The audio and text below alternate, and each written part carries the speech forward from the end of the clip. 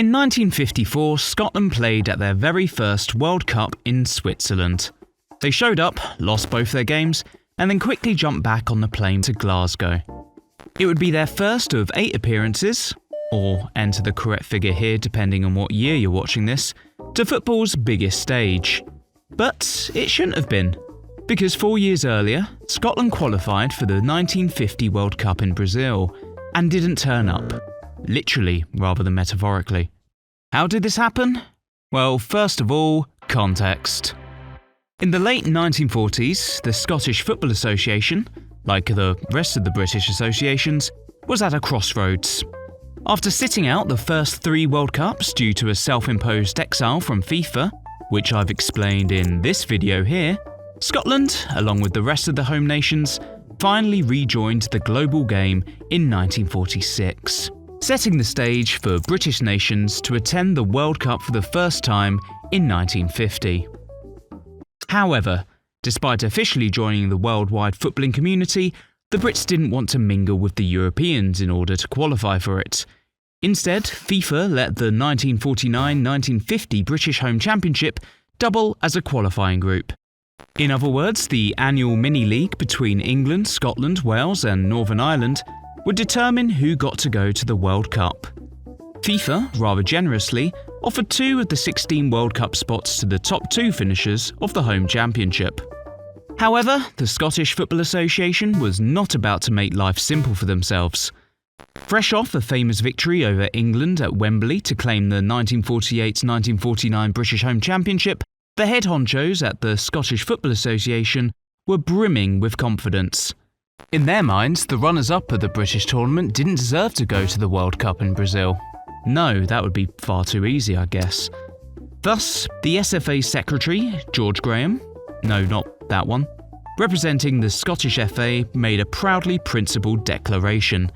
Scotland will not go to Brazil for the World Cup unless she wins the championships of these British Isles. Second place? Nah, we're not interested, mate. For the Scottish, it was going to the World Cup as British champions or bust. An ultimatum that would in no way come back to bite them in the arse.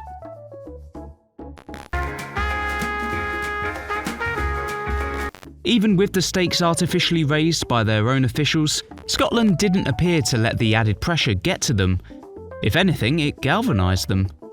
They began the 1949-1950 home championship with an 8-2 win over Northern Ireland, or Ireland as they were still known back then.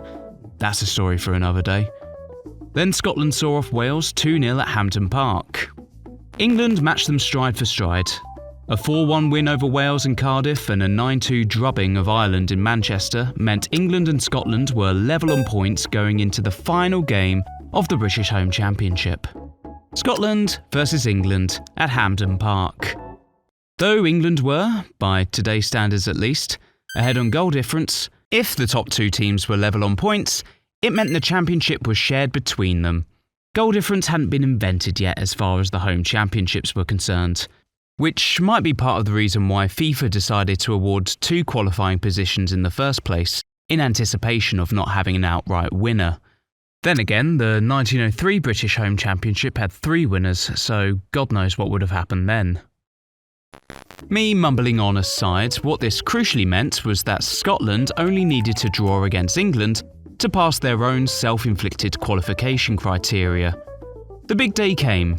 On the 15th of April 1950, 134,000 fans flocked to Hampden Park to watch Scotland take on England. On paper, there wasn't much between the sides. England were perhaps slight favourites, at least according to the bookies, and Scotland hadn't beaten the old enemy at Hampden since 1937, though this stat is less impressive when you consider the fact that there was a big old war between then and then. The match itself was a tight, nervy affair. England had a goal ruled out for offside, Scotland hit the woodwork. But the decisive moment came in the 63rd minute, when England's Roy Bentley fired the visitors into the lead to the sound of 100,000 Scottish groans.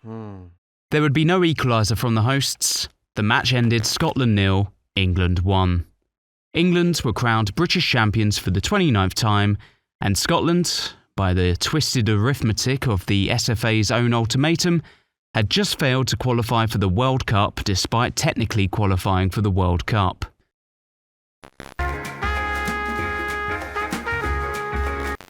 The home fans handled the defeat in the most Scottish way possible, by getting plastered in Glasgow. The SFA presumably retreated to a well-protected, discreet location to mull over the unnecessary set of criteria that they had set themselves. Amid the hangover of defeat, calls began immediately for the SFA to reconsider their stubborn stance.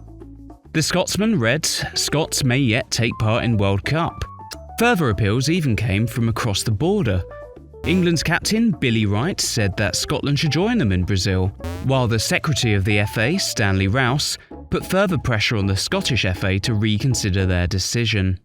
The public, press and players all knew that despite coming second, Scotland had still earned a place at the World Cup, so why squander this opportunity out of pride?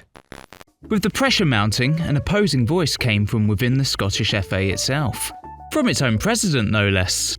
Mr. John Lamb said in an interview, "Our previous decision not to go if we lost the championship should be cancelled," while George Graham responded with, "As far as I'm concerned, there is no reason to change the earlier decision." A showdown was set for Wednesday the 19th of April 1950, just 4 days after the defeat to England, for the SFA Executive Committee to discuss whether or not to send a team to South America. Ultimately, the Scottish FA stuck to their guns. The SFA informed FIFA that Scotland wouldn't be coming to Brazil, officially sticking any last Scottish hopes of World Cup glory in the bin. Scottish fans and players alike were no doubt disappointed by the final decision, but they weren't the only ones. The Brazilian Football Confederation seemed genuinely upset as well. They were so desperate to have some kind of Scottish showing in 1950 that they offered the SFA the princely sum of £10,000 plus travel and expenses to play 2 friendlies against the Brazil national team ahead of the World Cup. Why so much? Well, it wasn't because there was a huge cult following of Scottish football in Rio at the time. After being impressed by what they saw at Hampden Park, officials in Brazil thought that playing a couple of games against the Scots would be great preparation for what they perceived to be one of the biggest obstacles to World Cup success: England. Oh, how wrong they were about that. However, George Graham and co doubled down on their no Rio stance, stating that to organise a trip so late in the season would disrupt clubs and players' plans for the summer, as well as generally just be too tiring for the Scottish squad. Would you look at that? Football officials putting players' well-being before money. It'll never catch on. With Scotland super duper out, World Cup organisers suddenly had an empty seat at the table. They scrambled to fill it, extending an invitation to Europe's best of the rest.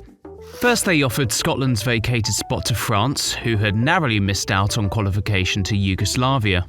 The French initially said oui, but then quickly changed their RSVP to "we shall not be attending," after seeing how far they needed to travel to participate in their group games. Portugal and the Republic of Ireland were also invited as the "you'll do I guess" option to fill the void left by Scotland, but they also declined because travel wasn't cheap in the 1950s and Ryanair hadn't been invented yet. To further complicate matters for FIFA, Turkey and India withdrew as well, which took what should have been a 16-team tournament to just 13 teams. So, with Scotland staying at home, the 1950 World Cup featured only one British representative: England. The English press, known for its restraint and tempered expectations, billed England as one of the favourites in Brazil. After all, the beautiful game was invented on these isles, and now they'll show those foreigners how it's played. England crashed out in the group stage, losing to Spain and 100-1 World Cup outsiders, the USA. 4 years later, another World Cup, another British home championship, doubling up as the qualification group for teams in the United Kingdom. Scotland once again finished runners-up, the difference this time being there was no champions or bust stipulation from the SFA, and Scotland happily qualified for the 1954 World Cup in second place. How did their World Cup debut go? Well, not much better than England's. After losing 1-0 to Austria in their first match, their exit from the tournament was completed after a 7-0 mauling against reigning world champions Uruguay, which still stands as Scotland's biggest World Cup loss to date. In the end, Scotland's non-participation at the World Cup in 1950 was somewhat of a missed opportunity for the country. Scots were denied the excitement of seeing their country at their very first World Cup. Oh, the World Cup wasn't televised until 1954. Right, let's try that again. Scots were denied the excitement of listening to their country play at a World Cup, and one that they may have well actually done pretty well in, given the amount of withdrawals. Scotland would have gone to Brazil as one of the better sides from Europe, and bookies were offering 8-1 on Scotland winning the whole thing. That was before England beat them at Hampden Park, of course. So, 1950 is a great what-if for Scottish football. Could Scotland have won the World Cup? Probably not. But they would have at least made a good go at it. Ah well, they'll always have going undefeated in the 1974 World Cup instead.